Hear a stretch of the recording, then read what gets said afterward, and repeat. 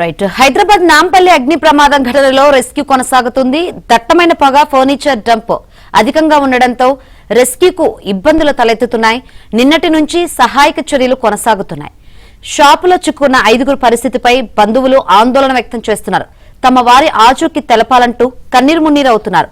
పోలీసుల నుంచి సమాధానం లభించకపోవడంతో పక్క భవనం నుంచి గోడ పగలగొట్టి లోనికి వెళ్లేందుకు యత్నించారు. అడ్డుకున్న పోలీసులతో వాగ్వాదానికి దిగారు. కాసేపట్లో నాంపల్లికి జేఎన్టీయూ ఇంజనీరింగ్ టీం వెళ్లనుంది. భవన సామర్థ్యాన్ని తనిఖీ చేసి నివేదిక ఇవ్వనుంది.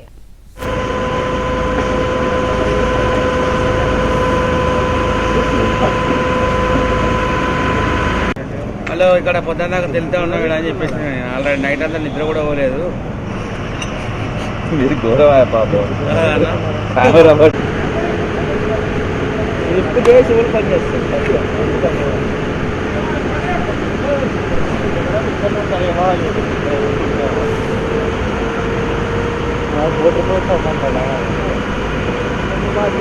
రాలేరు.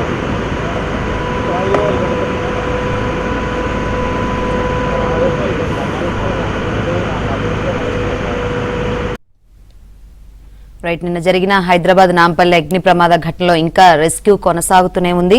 మరి లోపల చిక్కున్న 5గురు పరిస్థితి ఏంటో తెలుసుకుందాం. మరిన్ని వివరాలు అందించేందుకు మా ప్రతినిధి శశి లైవ్ ద్వారా సిద్ధంగా ఉన్నారు.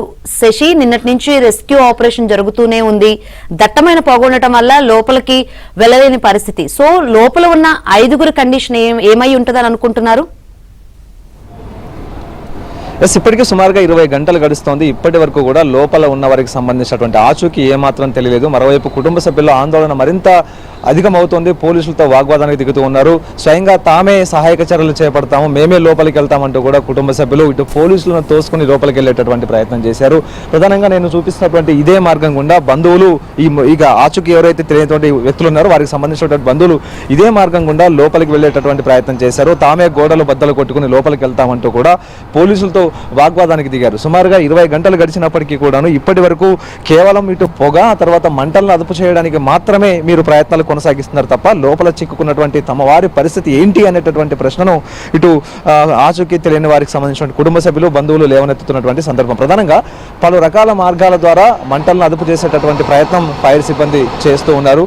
ఇదే కాకుండా ఈ పొగను కూడా బయటికి పంపించే ప్రయత్నం చేస్తూ ఉన్నారు. ప్రధానంగా సెల్లార్లలోనే ఈ మొత్తం 5గురు చిక్కుకుని ఉన్నట్టుగా ప్రాథమికంగా ఉన్నటువంటి సమాచారం. కింద 2 సెల్లార్లు ఉన్నాయి. ప్రధానంగా పైన 4 అంతస్తుల్లో మొత్తం పూర్తి స్థాయిలో ఇటు ఫైర్ సిబ్బంది, ఎన్డీఆర్ఎఫ్ సిబ్బంది సెర్చ్ చేసినప్పటికీ ఎక్కడ ఎవరికి సంబంధించినటువంటి ఆచూకీ లభ్యం కాలేదు. ఇక మొత్తానికి వాళ్ళ సెల్లార్లోనే ఈ 5 మంది చిక్కుకుని పోయి ఉంటారంటూ కూడా ఫైర్ సిబ్బంది, పోలీసులు భావిస్తూ ఉన్నారు. సో అందుకు అనుగుణంగానే ఇక సెల్లార్లోకి వెళ్ళేటటువంటి ప్రయత్నం చేసినప్పుడు ఎక్కడా కూడా ఆ ప్రయత్నాలు ఫలితాలు ఇవ్వలేదు. ఎందుకంటే సెల్లార్లో ఇప్పటికీ ఫర్నిచర్కు సంబంధించినటువంటి డంపు పెద్ద ఎత్తున కూడా ఉంది.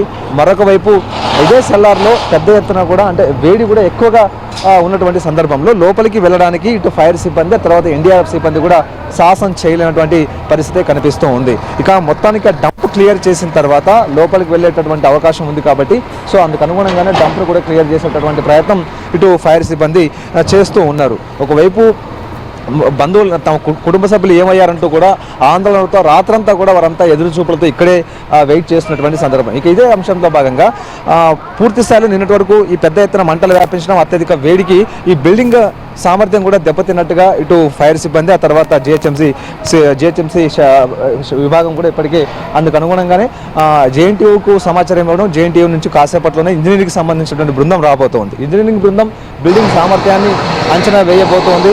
ప్రధానంగా ఈ బిల్డింగ్ సామర్థ్యం ఏంటి అనే అంశాల గురించి కూడా వీరు అంచనా వేసేటటువంటి అవకాశం కనిపిస్తుంది. మరో కాసేపట్లోనే వారంతా రాబోతున్నారు. ఒకసారి మనం విజువల్స్లో చూడొచ్చు. సెల్లార్ భాగాన్ని కూడా ఇటు వ్యాపార అవసరాల కోసం వాడుతూ ఉంది. ప్రధానంగా సెల్లార్ భాగంలో ఎటువంటి వ్యాపారాలు నిర్వహించకూడదంటూ కూడా నిబంధనలు ఉన్నప్పటికీ ఆ నిబంధనలు ఉల్లంఘించి మరి ప్రధానంగా ఈ సెల్లార్లో వ్యాపార కార్యకలాపాలు కొనసాగిస్తున్నారు. ఒకసారి మనం విజువల్స్లో కూడా చూడొచ్చు. మొత్తం ఈ ప్రాంతం అంతా కూడా ఫర్నిచర్లతో నిండిపోయి ఉంది. ఈ మొత్తం వీటిని క్లియర్ చేయడానికి ఫైర్ సిబ్బంది నిన్నటి నుంచి తీవ్రమైనటువంటి ప్రయత్నాలను కొనసాగించారు. ప్రధానంగా ఎక్కడెక్కడైతే ఏ మార్గాలు ఉంటాయో ఇంటి పొగను బయటికి పంపించడానికి ఆయా మార్గాలు అన్నింటినీ కూడా పగలగొట్టారు. ఇదంతా కూడా షట్టర్లు, ఇక్కడంతా షట్టర్లు ఉంటాయి.